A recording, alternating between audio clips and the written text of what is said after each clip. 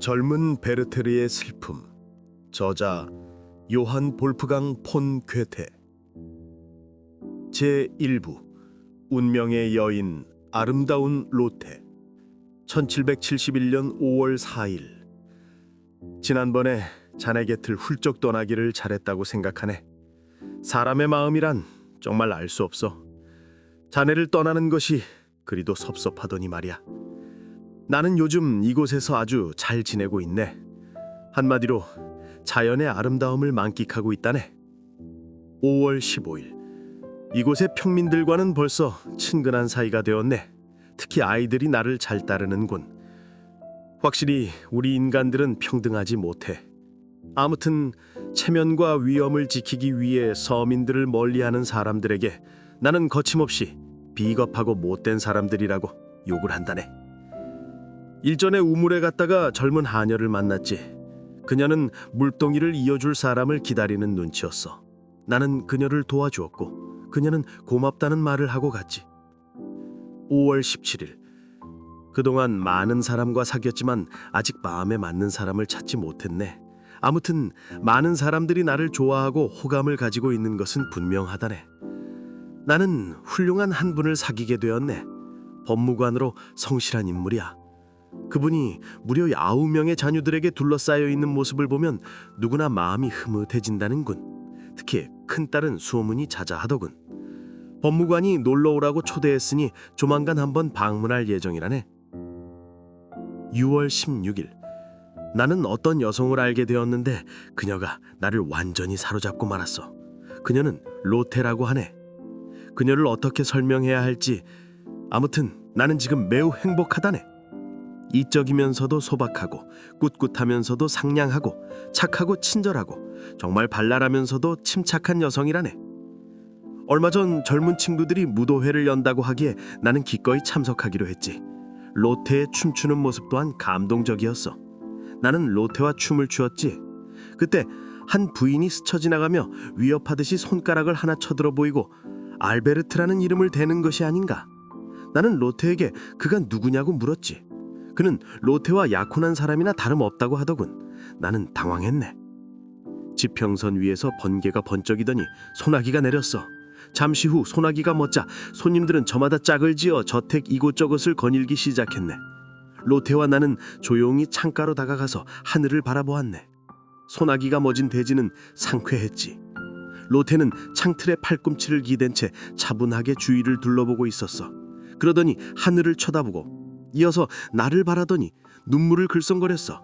그녀는 손을 내 손에 포개어 대고 클로프 슈토크, 독일 계몽주의 시인이라고 말했어.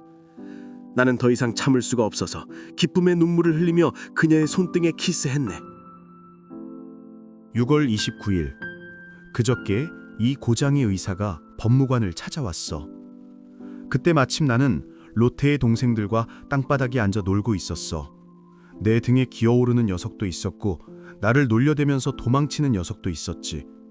한참 야단법석을 떨고 있던 참이었어. 그런데 그 의사 선생은 점잖을 빼는 그런 인간류였어. 내 꼴을 한심하게 생각한 모양이야. 그러더니 법무관집 아이들이 원래 버릇이 없는데 나 때문에 완전히 망쳤다는 소문을 퍼뜨리고 다녔지. 빌렐름, 이 세상에 아이들만큼 내 마음에 가까운 벗은 없다네. 성경 말씀을 되새기곤 한다네. 너희가 어린아이처럼 되지 않으면. 7월 8일. 우리는 모두 바라임에 다녀왔네. 여자들은 마차를 타고 갔지. 나는 로테의 눈길을 찾아 부지런히 나의 눈길을 돌렸다네. 그러나 로테는 다른 사람들을 바라보느라고 나를 쳐다보지 않았다네. 다른 사람들과는 일일이 눈인사를 하면서도 내게 눈길 한번 주지 않더군. 결국 나는 단념할 수밖에 없었어. 슬픈 마음으로 우두커니 서 있는데 역시 그녀의 눈길은 야속하리만큼 나를 지나쳐버리는 것이 아니겠나. 그날 로테는 한 번도 나를 보지 않았어. 그리고 마차는 떠나버렸어. 어느덧 눈에는 눈물이 고이기 시작했네. 마차를 탄 채 사라져가는 로테의 뒷모습을 바라보며 나는 우두커니 서 있었지. 그런데 갑자기 로테의 얼굴이 마차의 창밖으로 나타났어. 과연 로테는 나를 보기 위하여 고개를 내밀었던 것일까? 7월 18일. 사랑이 없는 세상은 어떨까? 불 꺼진 램프를 램프라고 할 수 있을까? 오늘은 로테에게 갈 수가 없었다네. 어떤 모임에 붙들려 빠져나올 수가 없었기 때문이지. 그래서 하인을 보냈어. 하인이 로테에게 갔다 왔을 때의 기쁨이란 나는 그의 목을 얼싸안고 뽀뽀라도 하고 싶은 기분이었네. 7월 26일. 로테를 너무 자주 만나지 말아야겠다고 몇 번이나 마음속으로 다짐했는지 모른다네. 그러나 이런 결심이 며칠이나 가겠는가. 내일만은 절대로 가지 말아야지 다짐하지만 날이 밝으면 어떤 이유를 찾아서라도 로테에게 간다네. 7월 30일. 마침내 로테의 약혼자가 돌아왔네. 그는 씩씩하고 잘난 신사이므로 누구든 그에게 호감을 갖나네. 다행스럽게도 그를 맞이하는 자리에 나는 없었다네. 만약 내가 그 자리에 있었다면 가슴이 갈갈이 찢어지고 말았을 걸세. 그가 돌아오리라는 것을 예상하지 못한 바는 아니지만 나의 기쁨은 한순간에 물거품이 되고 말았네. 정말 나는 어리석기 그지없는 인간이라고 할 수밖에 없네. 8월 10일. 알베르트는 결코 내 행복을 빼앗으려 들지 않네. 알베르트와 함께 산책하면서 로테에 관한 이야기를 나누는 일은 즐겁다네. 그러나 또 한편으로는 이보다 더 불행하고 우스꽝스러운 일도 없을 걸세. 알베르트는 로테 어머니가 몹시 훌륭한 분이라고 하더군. 로테 어머니는 이 세상을 떠날 때 아이들과 집안 살림은 로테에게 맡기고 알베르트에게는 로테를 잘 부탁한다는 말을 남겼다더구만. 8월 12일. 어젯밤 알베르트에게 들렸네. 그의 방에서 서성거리다 보니 권총 한 자루가 얼른 눈에 띄더군. 그에게 권총을 빌렸네. 그는 권총을 장식용으로 가지고 있는 것뿐이라고 기꺼이 빌려주더군. 나는 그와 자살에 대해 격론을 벌였다네. 그는 정말 이성적인 사람이었어. 8월 21일. 아침마다 괴로운 꿈에서 깨어나면 로테가 그리워 견딜 수가 없을 지경이라네. 밤이면 밤마다 꿈속에서 만나는 로테. 둘이서 나란히 손을 마주잡고 앉아 몇 번이고 고개 숙여 그 보드라운 손등에 입맞춤하는 나. 8월 28일. 오늘이 내 생일이었네. 이른 아침에 알베르트로부터 소포를 받았다네. 포장을 풀어보니 분홍색 리본이 들어있더군. 로테를 처음 만났을 때 그녀의 가슴에 달려있던 리본이었어. 리본과 함께 작은 2권의 책을 보냈더군. 호머의 책이었어. 나는 리본에 여러 차례 입을 맞췄지.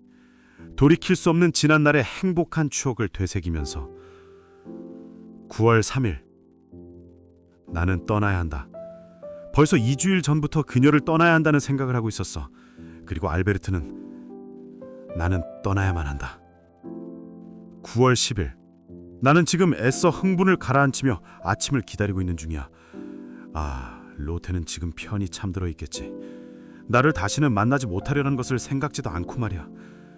떠나기 직전까지 마음을 굳게 먹고 그런 눈치를 보이지 않았지. 어젯밤에 나와 알베르트와 로테, 우리 세 사람이 만났네. 로테와 단둘이 있을 때였어. 로테는 우리가 저 세상에서도 다시 만날 수 있을지 물었고 나는 더 이상 말을 잇지 못했다네. 내 눈에는 눈물이 가득 고였네. 제2부. 마침내 로테를 떠나. 1771년 10월 20일. 어제 이곳에 도착했네. 비렐름. 비로소 운명이 나에게 커다란 시련을 안겨줄 것이라는 사실을 깨달았네. 차차 나아질 걸세. 친구, 자네 말이 옳아. 고독만큼 위험한 것은 없어. 11월 26일. 어쨌든 그럭저럭 이곳에서 지낼 수 있을 것 같네. 일거리가 끊이지 않고 계속되니 정말 고맙지 뭔가. 그동안 시백작과 알게 되었다네. 높은 식견과 동망을 갖춘 분으로서 사귀면 사귈수록 존경하게 되는 분이지. 언젠가 그가 내게 일을 부탁한 적이 있는데 그 이후부터 우리는 친해졌어. 12월 24일. 최근에 나는 산책길에서 삐양을 알게 되었다네. 딱딱한 일상 속에서도 여유를 잃지 않고 사는 사랑스런 여자라네. 얘기를 나누는 동안 무척 호감이 가더군. 그녀는 이곳 태생이 아니라 큰어머니 댁에 살고 있더군. 1772년 1월 20일. 사랑하는 로테, 나는 지금 당신에게 편지를 쓰지 않을 수 없습니다. 세찬 눈보라를 피해 누추한 시골 농가의 작은 방에 있습니다. 최근에 나는 여성다운 여성을 한 사람 알게 되었습니다. 그녀는 당신과 어찌 그리도 닮았는지요. 그녀에 대해 말씀드리고 싶습니다. 우리는 햇살이 빛나는 오후를 틈타 들의 아름다운 풍경 속을 거닐곤 한답니다. 그때마다 나는 당신 이야기를 해준답니다. 그러면 그녀는 당신에게 경의와 찬사를 보내지요. 이제 그녀는 진심으로 당신을 사랑하게 되었습니다. 아, 그리운 집. 정다운 그 방에서 당신 곁에 있을 수만 있다면 정말 아름답고 그리운 추억들입니다. 2월 20일. 사랑하는 사람들이여, 부디 하나님의 축복이 당신들 두 사람에게 내리기를. 알베르트, 당신이 나를 감쪽같이 속인 데 대하여 감사하고 싶소. 나는 두 사람이 언제 결혼할지 그 날짜를 알려주기만을 기다리고 있었다오. 그날이 되면 로테의 실루엣 그림을 벽에서 떼어버릴 작정이었소. 그런데 두 사람이 이미 부부가 되었고 그것은 여전히 벽에 걸려있구려. 남의 아내로 된 여자의 그림을 걸어두고 있다니, 하기야 안 될 가닥도 없지만 말이오. 나는 당신들 곁에 있을 것이오. 만일 로테가 나를 잊는다면 아마 나는 미치고 말 거요. 알베르트, 안녕. 천사, 로테야, 부디 안녕. 3월 24일. 나는 궁정에 사직원을 제출했네. 자네들의 양해를 얻지 않은 점에 대해서는 미안하게 생각하네. 아무튼 나는 떠나야겠어. 어머니에게는 자네들이 잘 말씀드려주게. 이 부근에 사는 공작과 함께 그의 영지로 가서 아름다운 봄을 함께 지내기로 했다네. 5월 25일. 전부터 나는 한 가지 생각을 갖고 있었다네. 그것이 실행하지 못했으니 이제 털어놓겠네. 실은 오래전부터 싸움터에 나갈 생각을 해왔었지. 공작을 따라 이곳에 온 목적도 실은 거기에 있었다네. 공작은 장군이라네. 어느 날 산책길에 내 계획을 털어놓았더니 나를 만류하더군. 듣고 보니 그분의 말이 옳았어. 6월 11일. 아무래도 이곳에 더 이상 머물 수가 없을 것 같네. 궁작은 진심으로 잘 대해주지만 나는 왠지 불만스럽고 지루할 뿐이야. 다시 생각해보니 공작과 나 사이에는 공통된 점이 하나도 없어. 앞으로 일주일만 더 머물 예정이네. 그런 다음에는 다시 정처 없는 방랑의 길을 떠나겠어.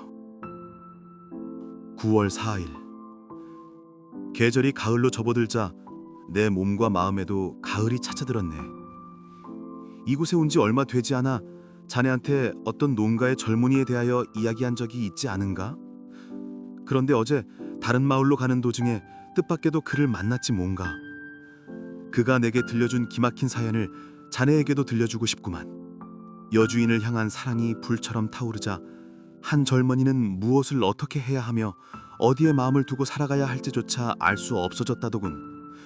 먹을 수도 마실 수도 없고 잠잘 수도 없었다는 거야. 그래서 그녀에게 모든 것을 털어놓았지만 그녀는 그의 하소연을 들은 척도 하지 않았다는군. 그가 완력으로 그녀를 끌어안고 입맞춤을 했을 때 공교롭게도 그의 오빠가 나타났다지 뭔가.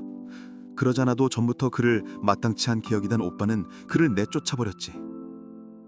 9월 6일. 단념하기 어려웠지만 나는 로테와 처음 만나서 춤을 추었을 때 입은 간소한 푸른색 연미복을 벗어놓기로 결심했네. 보기에 낡았기 때문이야. 그래서 똑같은 것으로 한 벌 더 맞추면서 노란 조끼와 바지도 주문했네. 10월 30일. 그동안 나는 수백 번이나 그녀를 껴안고 싶어 했다네. 그녀의 가장 사랑스러운 모습이 눈앞에서 어른거리고 있는데도 손을 뻗을 수 없는 이 기분을 오직 하느님만이 알아주실 걸세. 11월 15일. 빌헤름이여, 진심 어린 말로 충고해준 우정에 정말 감사하고 있네. 하지만 지금 제발 이대로 내버려 두었으면 좋겠어.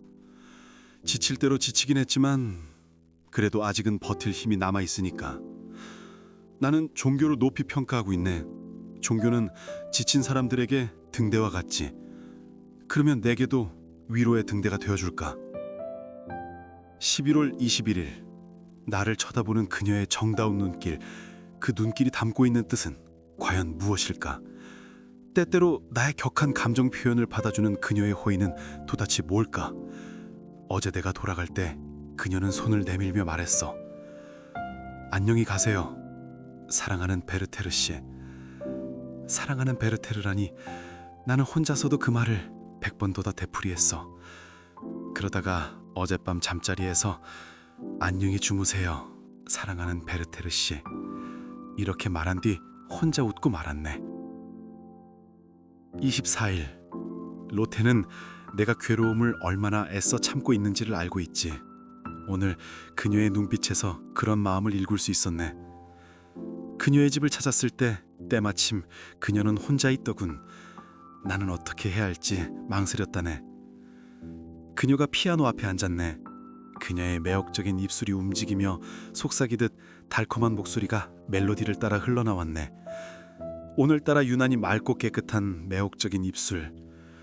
나는 거룩한 하늘의 영들이 감도는 입술에 감히 키스를 하지 않으리라고 맹세했네. 그러나 내 마음은 그와 반대였다네. 과연 이것이 죄가 되는 일일까? 30일. 나는 이제 제정신으로 돌아갈 수 없을 것 같네. 점심때 나는 시냇가를 걸었지. 식욕은 없고 모든 풍경이 황폐해 보였네. 멀리 초록색 옷을 걸친 사람이 보였네. 바위 틈을 헤집고 다니면서 약초를 찾는 것 같더군. 그 사나이는 내 발소리를 들었는지 뒤돌아보더군. 그 표정에는 어딘가 어두운 그림자가 깃들어 있는 것 같았어. 선량한 인상을 풍기는 평범한 남자였어. 나는 그의 옷차림을 보고 별로 신분이 높은 사람은 아니라고 느꼈어. 나는 무엇을 하고 있는지 물었다네. 그는 손가락을 입술에 갖다 대며 대답했네. 제 애인에게 꽃다발을 선사하기로 약속했답니다. 제 애인은 다른 것은 얼마든지 가지고 있어요. 그녀는 부자니까요. 그는 하늘을 우러러보며 눈물을 흘렸어. 가엾은 사나이. 하지만 나는 그를 부럽다. 그는 자신의 여왕님을 위해 희망차게 집을 나왔는데 나는 희망도 목적도 없으니. 12월 1일. 지난번 이야기한 행복하면서도 불행한 그 남자는 로테의 아버지의 석이었다고 하더군. 로테를 남몰래 사모하다가 마침내 사랑을 고백했고 그 때문에 쫓겨났다는군. 그리고 끝내는 미쳐버린 거지. 알베르트는 아무렇지도 않다는 듯이 이 이야기를 들려주다군. 12월 4일. 오늘 로테의 어린 동생이 내 무릎 위에 앉아 인형에게 옷을 입히고 있었지. 어느새 내 눈에 눈물이 고였네. 눈물을 보이지 않으려고 고개를 돌렸을 때 그녀의 결혼 반지가 눈에 띄더군. 내 눈에서 뜨거운 눈물이 흘러내릴 때 그녀는 내가 꿈에도 그리워하던 멜로디를 치기 시작했네. 나는 조용히 추억을 더듬어 보았네. 슬며시 자리에서 일어나 방안을 왔다 갔다 하며 그 옛날에 괴로웠던 나날을 되새겨 보았지. 나는 너무 괴로워 그녀가 피아노를 그만 치길 요구했네. 오 하나님이시여, 나의 불행을 여기서 그치게 해주소서.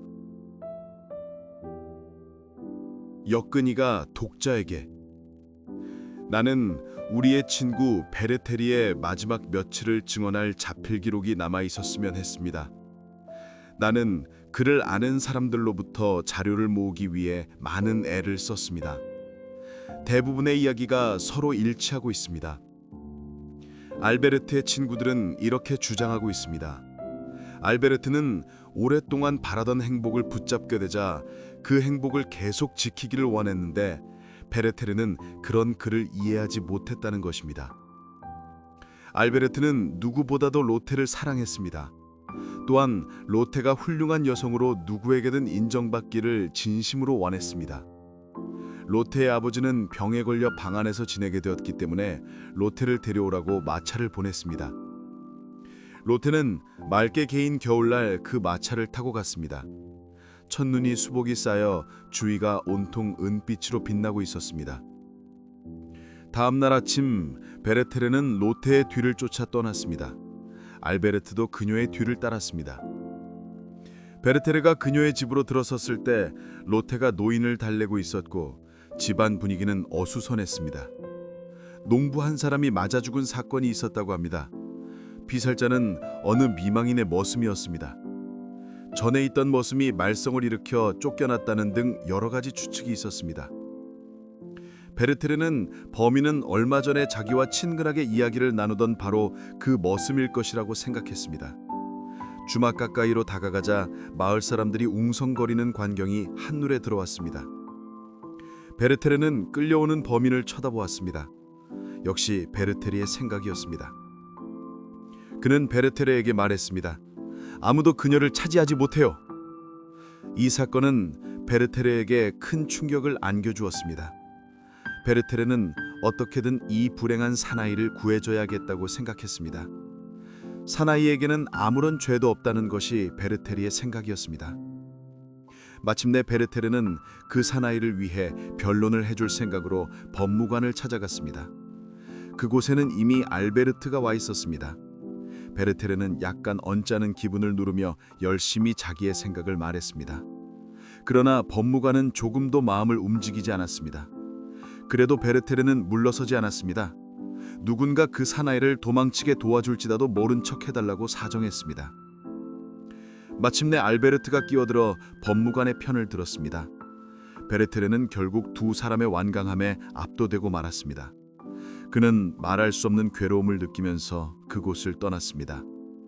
포근한 저녁이었고 눈이 녹기 시작한 날씨였기에 로테와 알베르트는 걸어서 집으로 돌아가는 중이었습니다. 알베르트는 일부러 베르테르의 이야기를 꺼냈습니다. 앞으로 그를 덜 만났으면 좋겠어. 베르테르의 노력에도 불구하고 그 불행한 사건은 더욱 어렵게 되어갔습니다. 진심으로 사랑하면서도 다가갈 수 없는 슬픈 사랑을 버리지 못한 베르테르. 그의 마음과 삶에 대해서는 남아있는 그의 몇 통의 편지가 증명해 줄 것입니다. 12월 12일.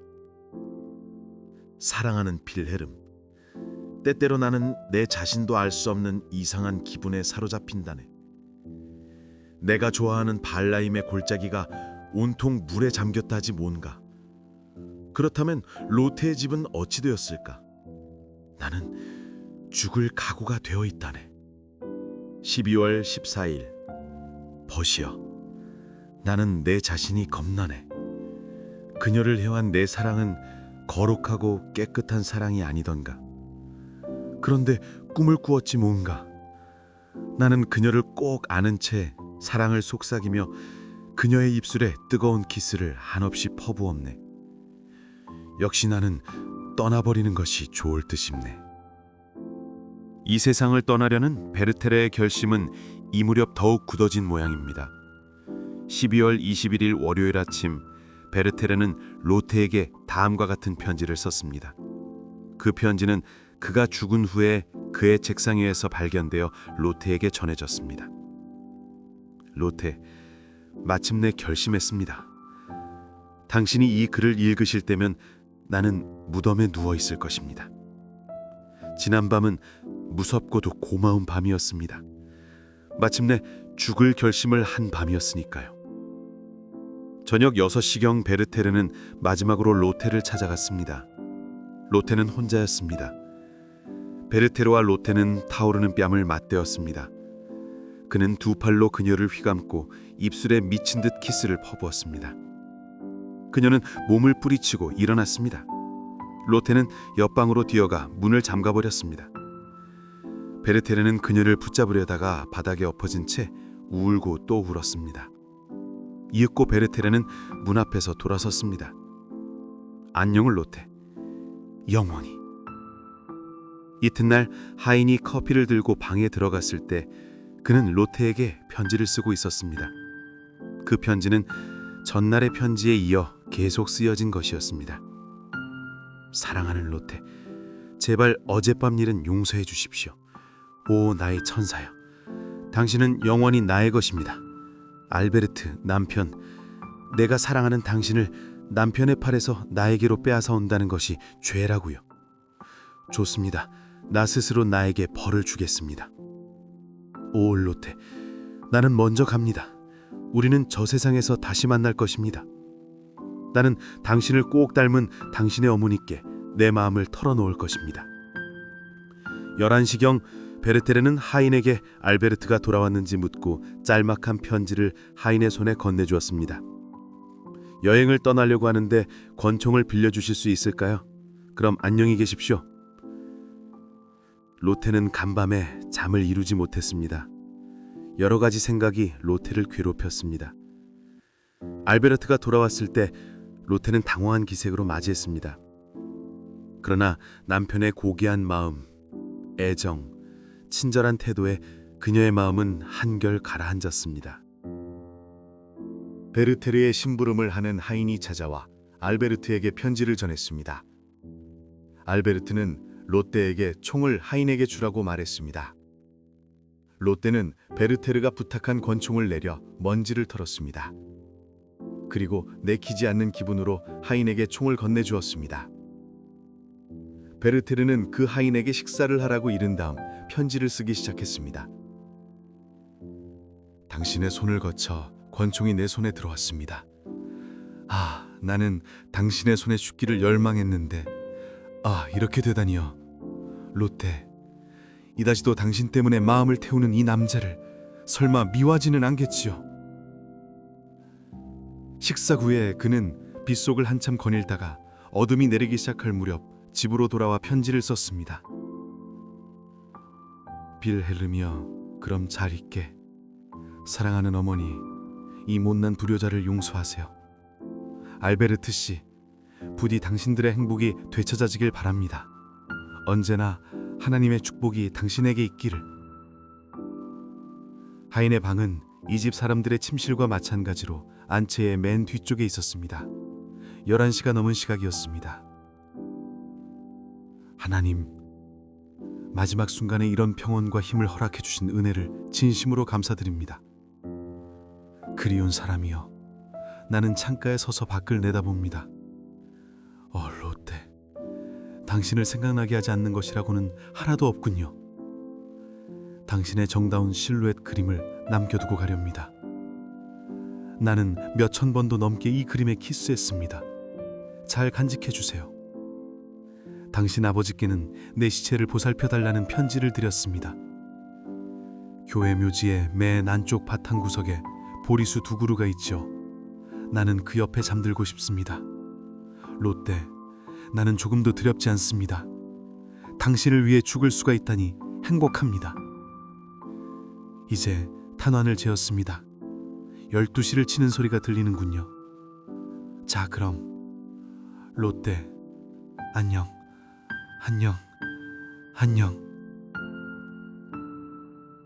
이웃 사람들이 총소리를 들었습니다. 그러나 다시 조용해졌기 때문에 별 의심을 품지 않았습니다. 아침 6시, 하인이 방으로 들어왔습니다. 순간 하인은 바닥에 쓰러진 주인의 모습과 권총 그리고 피를 보았습니다. 하인은 의사와 알베르트에게 달려갔습니다. 베르테르의 소식을 접한 로테는 정신을 잃었습니다. 베르테르의 복장은 단정했습니다. 가죽 장화를 신고 노란 조끼 위에 푸른 연미복을 걸치고 있었습니다. 낮 12시, 가느다란 숨을 쉬던 베르테르는 끝내 숨을 거두었습니다. 밤 11시경 베르테르의 시체를 유언한 장소에 묻어주도록 법무관은 지시했습니다. 일군들이 유해를 운반했고 늙은 법무관과 그의 아들들이 유해를 따랐습니다. 성직자는 한 사람도 따라가지 않았습니다.